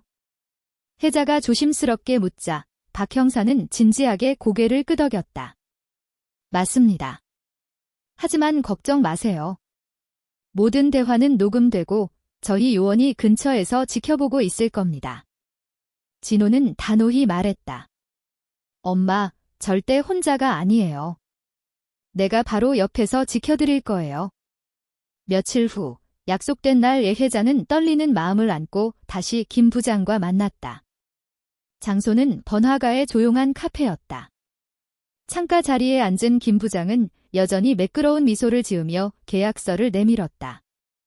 혜자 씨, 이번이 마지막 기회입니다. 지금 도장을 찍으시면 계약금 바로 드릴게요. 치료비 걱정은 이제 끝입니다. 그 순간 카페 한쪽 구석에는 사복 차림의 형사들이 앉아 있었다. 진호도 고개긴 척 신문을 펼친 채 어머니를 지켜보고 있었다. 혜자는 손을 떨며 계약서를 집어들었다. 하지만 이번에는 눈빛이 달랐다. 근데 왜 이렇게 값이 싸죠? 시세보다 너무 낮은 것 같아요. 김 부장은 잠시 당황했지만 곧 입가에 비열한 미소를 띄었다. 혜자 씨, 지금 이런 기회 없습니다. 병원비가 급하시잖아요. 집이 무너지면 더 손해니까 빨리 결정하셔야죠. 바로 그 순간 박 형사가 신호를 보냈다. 준비된 녹음 장치가 그의 말 하나하나를 잡아내고 있었다. 거래가 성사될 듯 긴장감이 감돌던 순간 김 부장이 가방 속에서 현금을 꺼냈다. 뭉치로 쌓인 돈이 탁자 위에 놓였다. 보세요. 지금 바로 드립니다. 서류에 도장만 찍으시면 돼요. 혜자의 손이 잠시 멈췄다. 그러나 이내 용기를 내어 물었다. 이거 불법 아니에요? 김 부장의 표정이 굳었다. 뭐라고요? 그때였다. 갑자기 박 형사와 형사들이 일제히 자리에서 일어나며 외쳤다. 김 부장, 부동산 사기 혐의로 체포합니다. 사람들이 술렁였고 김 부장은 황급히 도망치려 했지만 이미 출구는 형사들이 막고 있었다. 손목에 수갑이 채워지는 순간 그의 얼굴은 새파랗게 질렸다. 모든 과정이 끝난 뒤 경찰서 조사실에서 박 형사는 따뜻한 차를 건네며 말했다. 용기 내주셔서 감사합니다. 오늘 덕분에 조직의 핵심 인물들을 잡을 수 있었습니다. 혜자는 눈가가 젖어들며 고개를 숙였다. 저 혼자였다면 절대 못했을 거예요. 아들이 있었고 또 경찰분들이 함께 해주셔서. 진호는 어머니의 어깨에 손을 얹었다. 이제 끝났어요, 엄마. 더 이상 누구도 우리 집을 빼앗을 수 없어요. 그 말에 혜자는 조용히 눈을 감았다. 파도 소리와 함께 지워지지 않던 두려움이 서서히 사라지고 있었다. 부산경찰서의 긴 조사 시간이 끝나고 집으로 돌아오는 길, 혜자의 발걸음은 무겁지 않았다. 며칠 전까지만 해도 같은 길을 걸으며 끝없는 불안과 두려움에 짓눌렸던 그녀였지만 오늘은 달랐다. 집을 지켜냈다는 안도감, 그리고 옆에 있는 아들의 따뜻한 시선 덕분이었다. 그런데 집 앞에 도착하자 낯익은 실루엣이 보였다. 강남에서 내려온 며느리 수진이었다. 그녀는 아이들을 데리고 버스에서 내린 듯 두 손에 작은 가방과 아이들 손을 꼭 잡고 있었다. 엄마. 수진의 목소리는 낮고 떨렸다. 혜자는 놀란 듯 멈춰섰다. 며느리가 이렇게 먼저 찾아온 건 결혼 이후 거의 처음이었기 때문이다. 거실에 앉자 아이들이 먼저 달려들었다. 할머니. 민지는 손에 꼭 쥔 그림 한 장을 내밀었다. 바닷가에서 온 가족이 함께 웃고 있는 그림이었다. 중앙에는 환하게 웃는 혜자의 모습이 그려져 있었다. 혜자는 그 그림을 보는 순간 목구멍이 꽉 메어 말을 잇지 못했다. 민서도 장난스럽게 할머니 무릎에 앉으며 말했다. 할머니, 집 안 팔아서 다행이에요. 우리 여기 자주 올 수 있죠? 아이들의 천진한 목소리에 혜자는 가슴이 따뜻해졌다. 그러나 동시에 지난날 수진의 차가운 말들이 떠올랐다. 그녀는 시선을 며느리에게 돌렸다. 수진은 고개를 숙인 채 조심스럽게 말을 꺼냈다.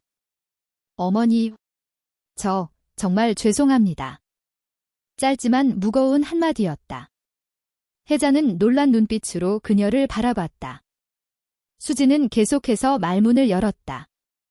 그날 강남집 앞에서 드린 말 아직도 제 귀에 맴돌아요. 여길 여관으로 아세요? 그게 얼마나 잔인한 말이었는지 이제야 깨달았습니다. 수진의 눈가가 젖어들었다. 솔직히 그때 저는 너무 지쳐 있었어요. 남편 사업이 무너져가는 걸 매일 보고 아이들 교육비는 산더미처럼 쌓이고 제 마음속 불안과 짜증을 어머니께 쏟아낸 거예요. 하지만 그건 핑계일 뿐이에요. 어머니는 남이 아니라 제 가족인데 제가 가족을 외면했어요. 혜자는 아무 말 없이 그녀를 바라보다가 천천히 손을 내밀어 잡았다. 따뜻한 손길이 닿는 순간 수지는 눈물을 터뜨렸다. 저 정말 미안해요. 앞으로는 달라질게요. 어머니 혼자 울게 두지 않을게요. 그 순간 진호도 무거운 표정을 지으며 무릎을 꿇었다. 엄마, 나도 죄인입니다. 평생 엄마가 날 위해 희생해왔는데 나는 엄마 마음을 외면했어요. 아내와 아이들 챙긴다고 핑계대면서 정작 엄마는 외롭게 두었죠. 오늘 경찰 조사실에서 엄마가 얼마나 떨고 계신지 보면서 내가 얼마나 나쁜 아들이었는지 깨달았습니다. 그의 눈가에도 눈물이 맺혔다. 엄마, 다시는 엄마 혼자 버티게 하지 않을게요. 이번엔 제가 엄마 곁을 지킬게요. 혜자는 순간 가슴이 벅차올라 말을 잇지 못했다. 몇십 년 동안 단단히 쌓아온 고독의 벽이 서서히 무너져 내리는 듯했다. 얘들아, 혜자의 목소리가 떨렸다. 엄마는 사실 내가 태어나던 날부터 오늘까지 단 하루도 후회한 적이 없단다. 내가 잘못한 게 아니라 엄마가 그냥 엄마였을 뿐이야. 하지만 이제 이렇게 솔직히 말해주니 마음이 놓인다. 수진이 눈물을 훔치며 고개를 끄덕였다. 이제 저희가 어머니를 지켜드릴 차례예요. 아이들도 그렇고 저희 부부도 그렇고 어머니를 중심으로 다시 하나 되고 싶어요. 그날 밤 바닷가의 파도 소리는 평소보다 잔잔하게 들렸다. 가족은 함께 저녁 식탁에 둘러앉았다. 민지는 웃으며 말했다. 할머니, 우리 매주 여기 와도 돼요? 혜자는 눈물이 맺힌 눈으로 아이를 안아 올렸다. 그럼 언제든지 오렴. 이 집은 너희 집이기도 하니까.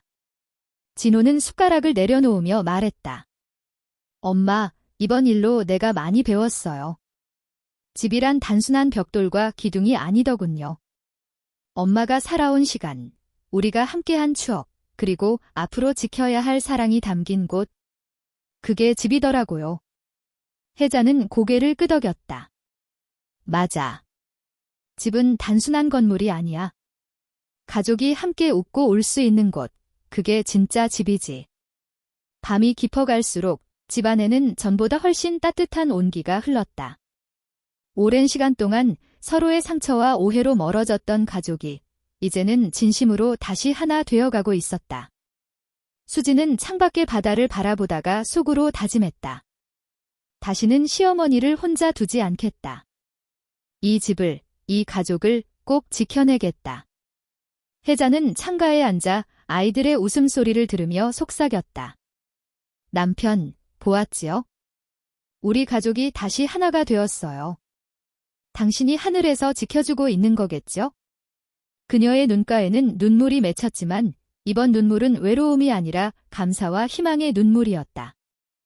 이튿날 아침, 바닷바람은 유난히 상쾌했다. 파도는 잔잔하게 밀려왔다가 모래 위에서 하얗게 부서졌고 갈매기 소리가 집 안까지 울려 퍼졌다. 혜자는 부엌 창문을 열어두고 바다 냄새를 맡으며 따뜻한 미소를 지었다. 할머니, 우리 도와줄게요. 아이들의 밝은 목소리가 거실에서 들려왔다. 민지와 민서는 작은 앞치마를 두른 채 식탁 위에 놓인 그릇들을 옮기고 있었다. 밥상이 삐뚤어지고 숟가락이 뒤죽박죽 놓였지만 혜자의 눈에는 그 모습이 더없이 사랑스러워 보였다. 아이고, 우리 손주들이 다 컸네. 고마워, 얘들아. 아침 식사가 끝나자 민지는 가방에서 조심스럽게 크레파스와 도화지를 꺼냈다. 그리고 거실 바닥에 앉아 색색의 그림을 그리기 시작했다. 할머니, 이번엔 바다 옆에 우리 집을 그릴 거예요. 민서도 옆에 앉아 연필을 들고 따라 그렸다. 아이들의 손끝에서 점점 그림이 완성되어 갔다. 집은 따뜻한 노란색으로 칠해졌고 지붕 위에는 커다란 하트가 그려졌다.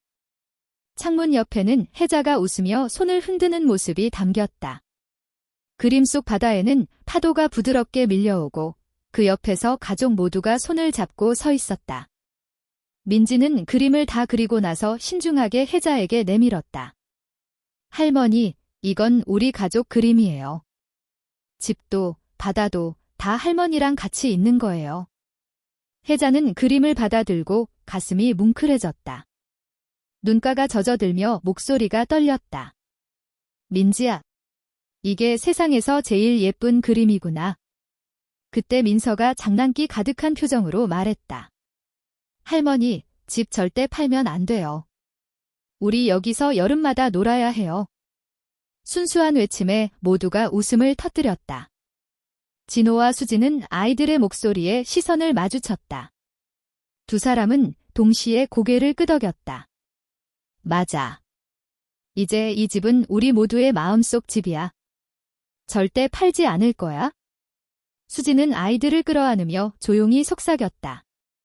엄마 집은 우리 가족의 뿌리야. 아이들도 여기서 추억을 만들고 우리도 다시 시작해야지. 점심 무렵 가족은 함께 바닷가로 나갔다. 아이들은 모래사장에서 조개 껍데기를 주우며 신나게 뛰어다녔다. 혜자는 모래사장 끝에 놓인 벤치에 앉아 그 모습을 지켜보았다. 민지가 커다란 조개 껍데기를 주워 들고 달려왔다. 할머니, 이거 보세요. 진짜 예쁘죠? 이건 할머니 거예요. 혜자는 조개 껍데기를 받아 들고 손바닥 위에 올려놓았다. 햇빛을 받아 반짝이는 조개 껍데기는 마치 작은 보석 같았다. 그녀는 눈을 감고 조용히 속삭였다. 그래, 이게 바로 행복이지. 해질 무렵 가족은 다시 거실에 모여 앉았다. 아이들은 바닷가에서 주운 조개 껍데기로 작은 장식을 만들었다. 흰 종이에 글루건으로 껍데기를 붙이며 글자를 완성했다. 그 글자는 바로 할머니 사랑해요 였다. 민지가 말했다. 할머니, 이거 벽에 붙여주세요. 집에 들어오면 맨 먼저 보이게. 혜자는 그 문구를 바라보다가 눈물을 흘리고 말았다. 하지만 이번 눈물은 슬픔이 아니라 순수한 기쁨이었다. 얘들아, 고마워. 할머니는 너희가 있어서 살맛이 난다. 그날 밤, 혜자는 아이들과 같은 방에서 함께 잠을 잤다. 민지가 한쪽 팔로 할머니를 꼭 안고 민서는 반대쪽에서 속삭였다. 할머니, 꿈속에서도 같이 놀아요. 아이들의 따뜻한 체온이 양옆에서 전해지자 혜자는 깊은 안도감을 느꼈다. 남편이 떠난 뒤 처음으로 다시 가슴이 따뜻하게 채워지는 듯 했다. 그녀는 속으로 다짐했다. 이 아이들이 자라서도 이 집을 기억할 수 있도록 나는 끝까지 지켜내야겠다. 그 순간 창문 너머로 은은한 달빛이 바다 위에 드리워졌다. 파도 소리가 집안을 가만히 어루만지는 듯 들려왔다. 혜자는 조용히 눈을 감으며 속삭였다. 여보, 당신이 떠나고 난 후 많이 외로웠어. 하지만 이제 괜찮아. 우리 아이들과 손주들이 내 곁에 있어. 우리 집은 이제 다시 살아났어. 그녀의 마음 깊은 곳에 자리했던 공허함은 아이들의 따뜻한 사랑으로 채워지고 있었다. 가을 햇살이 따스하게 내리쬐는 어느 날, 혜자는 마당에 나와 낙엽을 쓸고 있었다. 바람에 흩날리는 은행잎이 노란비처럼 내려앉았고 집 앞바다는 잔잔히 빛을 머금고 있었다. 모든 것이 평화로워 보였다. 몇 주 전만 해도 집을 잃을 뻔했던 위기가 있었다는 사실이 믿기지 않을 정도였다. 진호와 경찰이 끝까지 힘을 모아 불법 투기꾼들을 막아내면서 혜자의 집은 온전히 지켜낼 수 있었다. 그때부터 가족의 분위기는 완전히 달라졌다. 서로를 의심하고 갈등했던 날들은 이제 과거가 되었다. 대신 웃음과 따뜻한 대화가 집안 가득 차올랐다. 어느 저녁, 진호는 식탁 위에 앉아 조심스럽게 말을 꺼냈다. 엄마, 나 이제 새 직장을 시작하게 됐어. 작은 회사지만 내 힘으로 다시 일어서 보려고. 혜자는 그 말을 듣고 환하게 웃었다. 그래야지, 아들. 실패는 누구나 하는 거야? 중요한 건 다시 일어서는 거지. 옆에서 수진도 손을 잡아주며 말했다. 당신, 이제 우리도 함께 할 수 있어? 다시 가족으로. 진호는 고개를 끄덕이며 눈시울을 붉혔다. 그 순간 식탁 위에는 오래된 가족 사진이 놓여 있었다. 오래전 아버지와 함께 찍었던 사진이었다. 아버지의 미소가 마치 잘했다. 진호야 하고 말하는 듯 따뜻하게 느껴졌다. 아이들도 변했다. 민지와 민서는 학교 숙제를 할 때마다 할머니 곁에 앉아 있었고 주말이면 집 앞바다에서 소리치며 달렸다. 어느 날 민지는 혜자에게 물었다. 할머니, 이 집은 이제 영원히 우리 거예요. 혜자는 아이의 눈을 바라보며 미소 지었다. 그래, 얘야. 이 집은 우리 모두의 거야. 너희가 자라서도 항상 돌아올 수 있는 집이 될 거야. 그 대답에 아이들은 환호성을 질렀다. 집안 가득 퍼지는 웃음소리가 파도소리와 섞여 흘러나갔다. 그날 밤, 가족은 마당에서 작은 불을 피우고 둘러앉았다. 바닷바람이 살짝 차가웠지만 불빛과 가족의 온기로 충분히 따뜻했다. 진호가 나직이 말했다. 엄마, 사실 난 늘 죄책감이 있었어. 아버지가 돌아가신 뒤에도 엄마 혼자 고생하게 한 것 같아서. 이번에 집을 잃을 뻔한 게 다 내 탓 같았어. 혜자는 조용히 아들의 손을 잡았다. 진호야, 사람은 누구나 실수하고 넘어져. 중요한 건 내가 다시 일어서고 있다는 거야. 그게 내 아버지가 바라던 삶일 거다. 그 순간 하늘의 별빛이 유난히 반짝였다. 마치 아버지가 저 멀리서 가족을 지켜보는 듯 했다. 며칠 뒤 경찰서에서 연락이 왔다. 범죄 조직이 완전히 검거되었고 피해자들의 재산도 보호될 수 있다는 소식이었다. 진호는 안도의 한숨을 내쉬며 가족에게 전했다. 이제 끝났어. 우리 완전히 자유야. 모두가 박수를 치며 환호했다. 그동안 짓누르던 불안과 공포가 사라지고 남은 것은 새로운 희망뿐이었다. 혜자는 거실 한가운데에 새로 만든 액자를 걸었다. 그 안에는 민지와 민서가 만든 조개 껍데기 글자가 있었다. 할머니 사랑해요. 그리고 그 옆에는 가족이 함께 찍은 최근 사진이 걸렸다. 서로를 꼭 껴안고 웃고 있는 사진이었다. 혜자는 사진을 바라보다가 조용히 속삭였다. 그래, 이게 바로 내가 지켜내고 싶었던 거야. 돈도, 명예도 아니고. 바로 우리 가족의 웃음이었지. 겨울이 다가오자 바닷바람은 차가워졌지만 집안은 더욱 따뜻해졌다. 진호는 새로운 직장에 적응하며 땀 흘려 일했고 수지는 곁에서 늘 응원했다. 아이들은 학교에서 돌아오면 집 앞바다에서 눈사람을 만들며 즐거워했다. 그 모습을 지켜보던 혜자는 마음속 깊이 알 수 있었다. 이제야 진정한 회복이 시작되었구나. 어느 날 저녁, 가족 모두가 둘러앉아 김이 모락모락 나는 국을 먹으며 서로의 하루를 이야기했다. 웃음이 끊이지 않았고 아이들은 장난을 치며 뛰어다녔다. 혜자는 그 모습을 보며 눈을 감았다. 그리고 남편에게 마음속으로 말을 건넸다. 여보, 이제 걱정하지 마. 우리 가족 다시 웃을 수 있게 됐어. 당신이 지켜주고 있는 게 느껴져. 그녀의 마음은 더 이상 공허하지 않았다. 이제 그 안에는 사랑과 희망이 가득 차 있었다. 그날 밤 창문 너머로 달빛이 바다를 비추고 있었다. 파도는 여전히 쉼없이 밀려왔다. 하지만 이번에는 두려움이 아니라 새로운 시작을 알리는 리듬처럼 들렸다. 혜자는 아이들이 곤히 잠든 방을 살펴보다가 마지막으로 거실 창가에 섰다. 그리고 깊게 숨을 들이마셨다. 이 집은 지켜냈어. 그리고 우리 가족도 지켜냈어. 이제 진짜 행복하게 살자. 그녀의 목소리는 바람을 타고 멀리 퍼져나갔고 바다는 조용히 대답하듯 빛을 반사하며 흔들렸다. 그 순간 혜자는 깨달았다.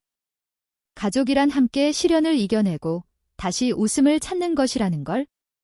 그리고 그 웃음 속에서 치유와 희망이 자라난다는 것을. 겨울 초입, 바닷바람이 차갑게 불어오던 어느 토요일 오후. 혜자의 집거실은 따뜻한 온기와 음식 냄새로 가득 차 있었다. 큰 상 위에는 갓 지은 밥, 된장찌개, 전과 잡채, 그리고 아이들이 좋아하는 갈비찜까지 푸짐하게 차려져 있었다. 얘들아, 밥 다 됐다. 어서 와서 앉아라. 혜자의 목소리에 아이들이 먼저 달려나왔다. 민지와 민서는 누아 하고 탄성을 지르며 상 앞에 앉았다. 잠시 후 진호와 수진도 부엌에서 접시를 나르며 함께 앉았다. 오랜만에 온 가족이 둘러앉은 식탁은 그 자체로 기쁨이었다.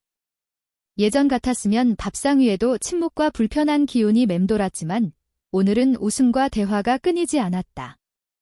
식사가 시작되자 민지가 젓가락을 내려놓고 말했다. 할머니, 저 학교에서 발표했는데 우리 집 이야기를 했어요. 바닷가에 있는 할머니 집은 언제 와도 따뜻하다고. 혜자는 놀란 듯 민지를 바라보다가 웃음을 터뜨렸다. 그래. 친구들이 뭐라고 하디? 다들 부러워했어요. 집이 예쁘다고, 그리고 할머니가 멋지시다고 했어요. 순간 혜자의 눈가가 젖어들었다. 평생 가족을 위해 헌신한 삶이 헛되지 않았음을 느낀 순간이었다. 식탁 위에서는 자연스럽게 과거 이야기가 흘러나왔다. 진호가 국을 떠먹으며 조심스레 입을 열었다. 엄마, 어릴 적에 아버지가 매년 여름마다 우리를 바닷가로 데려가셨던 거 기억나세요? 밤마다 불꽃놀이도 하고 수박도 먹고. 혜자는 고개를 끄덕이며 먼 기억을 떠올렸다. 그럼 그때 내 아버지가 늘 바닷가 모래사장에서 모닥불 피우고 노래 불렀잖니? 그 웃음소리가 아직도 귀에 선하다. 수진이 그 이야기를 들으며 환하게 웃었다. 저도 그 얘기 들었어요. 진호 씨가 어릴 때 바닷가에서 모래성 짓다가 파도에 다 무너져서 울었다면서요? 민서가 호기심 어린 눈으로 물었다. 정말이에요, 아빠? 진호는 머쓱하게 웃으며 고개를 끄덕였다. 그래, 그때는 울었는데. 지금 생각하면 그것도 좋은 추억이지. 모두가 웃음을 터뜨렸고 식탁은 더욱 따뜻해졌다. 식사 후 가족은 거실로 자리를 옮겨 앉았다. 난로 위에서 물이 보글보글 끓으며 방 안을 데워주었다. 아이들은 소파 옆에서 작은 종이카드를 꺼내 가족에게 나눠주었다. 이건 우리 가족 모임 선물이에요. 민지와 민서가 함께 만든 작은 카드에는 각각 따뜻한 글씨가 적혀 있었다. 민지가 만든 카드에는 할머니 사랑해요. 우리 집을 지켜주셔서 고마워요 라고 적혀 있었고, 민서의 카드에는 가족은 언제나 함께 라는 글고와 함께 귀여운 그림이 그려져 있었다. 혜자는 카드를 받아들고 눈물이 핑 돌았다. 얘들아, 이게 세상에서 가장 귀한 선물이구나. 그때 진호가 자리에서 일어나 작은 상자를 꺼냈다. 가족 모두의 시선이 그에게 향했다. 엄마, 사실 이번에 직장에서 받은 첫 월급으로 선물을 준비했어요. 그는 상자를 열어 혜자에게 내밀었다. 그 안에는 손목시계가 들어있었다. 단순하지만 고급스럽고 오래도록 쓸 수 있는 시계였다. 엄마가 늘 아버지가 주신 오래된 시계만 차셨잖아요. 이번엔 제가 드리고 싶었어요. 혜자는 떨리는 손으로 시계를 받아 차보았다. 손목 위에서 빛나는 시계는 단순한 물건이 아니라 아들의 진심이 담긴 상징 같았다. 진호야, 내가 이렇게 다시 일어나 준 것만으로도 감사한데 이런 선물까지? 고맙다. 밤이 깊어가자 가족은 다 같이 불을 끄고 거실에 둘러앉아 촛불을 켰다. 불빛이 얼굴을 비추자 모두의 표정에는 평온함과 사랑이 가득했다. 수진이 조용히 입을 열었다. 우리가 이렇게 모일 수 있다는 게 참 감사해요. 사실 저도 마음속에 불안이 많았는데 이제는 다 사라졌어요. 혜자가 고개를 끄덕이며 말했다. 그래, 시련은 우리를 힘들게 하지만 동시에 더 단단하게 만들어주는 법이란다. 오늘처럼 가족이 함께라면 어떤 어려움도 이겨낼 수 있어. 민지는 두 손을 모으며 말했다. 할머니, 우리 내년에도 또 이렇게 모여서 가족 모임해요. 매년 하면 좋을 것 같아요. 모두가 고개를 끄덕이며 박수를 쳤다. 그 순간 바깥 창문 너머로 눈송이가 흩날리기 시작했다. 첫눈이었다. 아이들은 환호성을 지르며 창가로 달려갔다. 와, 첫눈이다. 혜자는 천천히 창가에 다가가 눈송이가 떨어지는 풍경을 바라보았다. 눈송이는 바닷가 위에도, 지붕 위에도, 그리고 오랫동안 지켜온 집 위에도 고요히 내려앉았다. 그녀는 마음속으로 조용히 다짐했다. 이 집은 앞으로도 우리 가족의 따뜻한 품이 될 거야. 세월이 흘러도, 세대가 바뀌어도 이곳은 변하지 않겠지? 그날 밤, 가족은 거실 바닥에 이불을 깔고 모두 함께 잠을 잤다. 웃음과 대화가 이어지다 하나둘 잠에 빠져들었다. 불빛은 꺼졌지만 집안에는 여전히 따뜻한 기운이 가득했다. 혜자는 마지막으로 속삭였다. 가족이 함께라면 우리는 이미 승리한 거야. 그녀의 말은 고요한 밤에 울려 퍼지며 집과 바다, 그리고 별빛 속에 오래도록 머물렀다. 겨울의 끝자락, 바람은 여전히 차가웠지만 바닷가는 한층 고요하고 평화로워 보였다. 집 앞마당에 서 있는 혜자는 바다를 바라보며 깊은 숨을 내쉬었다. 파도 소리가 차분하게 귓가에 스며들었고 햇살은 부드럽게 그녀의 얼굴을 감싸주었다. 엄마, 여기 계셨군요. 뒤에서 들려오는 목소리의 혜자는 돌아보았다. 진호였다. 그는 손에 따뜻한 차 한 잔을 들고 다가왔다. 컵에서 피어오르는 김은 바닷바람에 흔들리며 금세 흩어졌다. 고맙다, 진호야. 이 아침 공기 속에서 마시는 차는 참 특별하구나.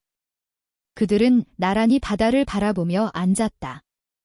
잠시 말없이 파도 소리만 들리다가 진호가 조심스럽게 입을 열었다. 엄마, 지난 몇 달 동안 제가 얼마나 무심했는지 깨달았어요. 엄마가 병을 숨기고 혼자 힘들어하셨을 때 저는 제 문제에만 빠져 있었죠. 그게 가장 큰 불효였던 것 같아요. 혜자는 아들의 눈을 바라보며 고개를 저었다. 얘야, 부모가 자식을 걱정하는 건 당연한 거란다. 엄마는 너를 원망한 적 없어. 다만 내가 이제는 가족의 소중함을 깨달았다면 그걸로 충분하다. 그 순간 아이들 민지와 민서가 마당으로 달려나왔다. 작은 손에 무언가를 꼭 쥔 채였다. 할머니, 이거 보세요.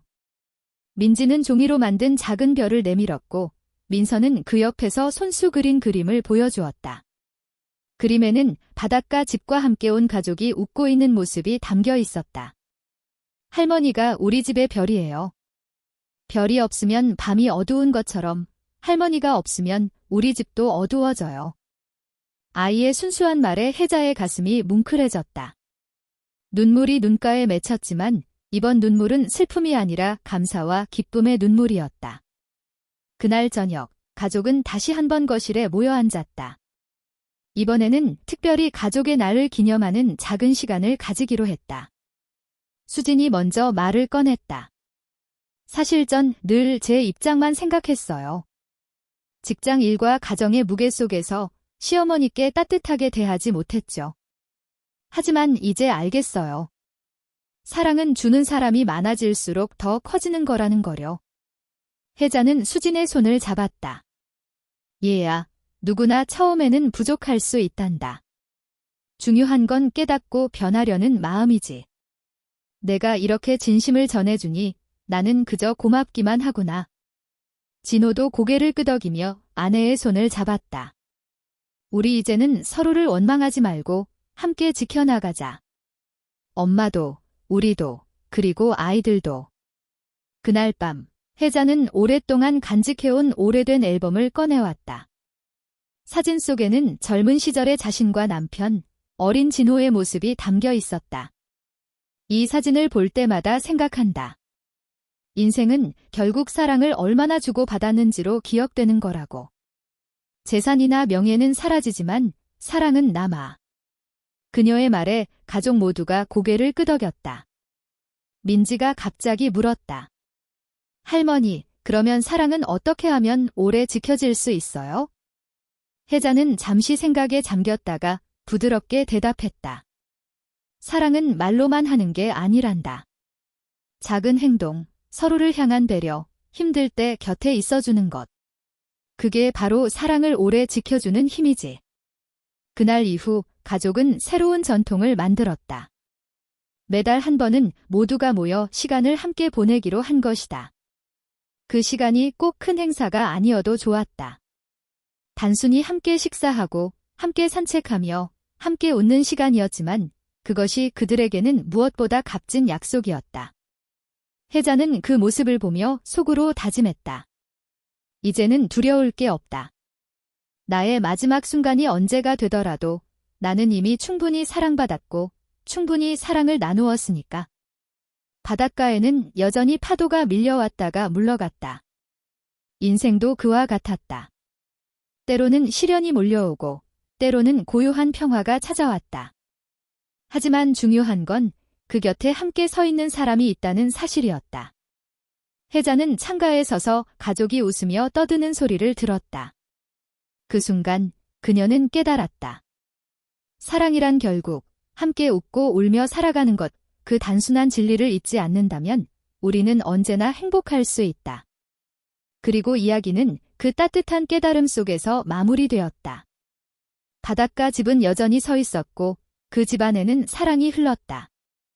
그 사랑은 과거의 희생과 현재의 용기, 그리고 미래의 희망으로 이어졌다. 혜자는 마지막으로 이렇게 속삭였다. 사랑은 우리가 가진 가장 큰 힘이다. 그것이 우리를 살게 하고 우리를 하나로 묶는다. 그 말은 파도 소리에 섞여 바다 너머로 멀리 퍼져나갔다. 그리고 그 소리는 오래도록 가족의 마음속에 남아 앞으로의 삶을 밝혀주는 등불이 되었다.